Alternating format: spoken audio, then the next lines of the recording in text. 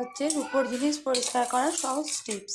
ফার্স্টে আমি এটা একটু ফুটন্ত গরম জল নিয়েছি, তারপর একটু বেকিং সোডা দিয়েছি, এটা একটু আমি দিয়েছি আর এটা ভিমবার জেল, এই ভিমবার জেলটা দিয়েছি।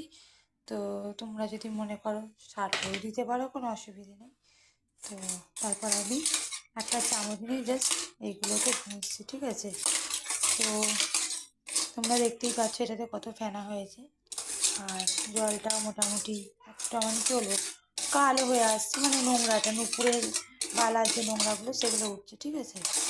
তো আমি এইভাবেই 15 মিনিট মতন এটাকে ভিজিয়ে রাখবো জলে, ঠিক আছে? তো 15 মিনিট পর আমি আবার এটাকে একটা মানে মাজন নেবো, একটা ব্রাশ নিয়ে ঘষবো, তো পুরো নতুনের মতন চকচকে হয়ে যাবে।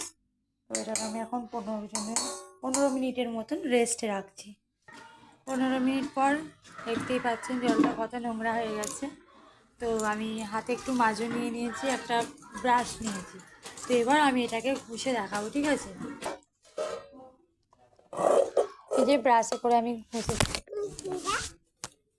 ব্রাশে করে ঘষার পর দেখতেই পাচ্ছি যে কত সুন্দর চকচক করছে জিনিসগুলো, পুরো নতুন দেখাচ্ছি কেমন, দেখো নতুনের মতন চকচক করছে।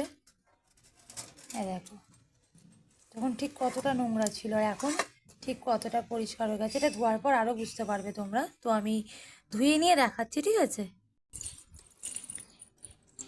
এই দেখে নাও ধোয়ার পর ঠিক কতটা পরিষ্কার হয়েছে, দেখতেই পাচ্ছ তোমরা। দেখো জাস্ট আমার মেয়ে দেখো পায়ে আগে থেকেই পরে বসে পড়ছে।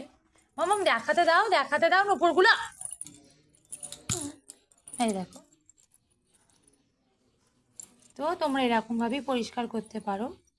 ঠিক আছে ফ্রেন্ডস, আমার এই ভিডিওটা যদি ভালো লেগে থাকে তাহলে লাইক করে দিও, সাবস্ক্রাইবও করে দিও, ওকে ফ্রেন্ডস? আর পারলে একটু ফলো করে দিও ফ্রেন্ডস।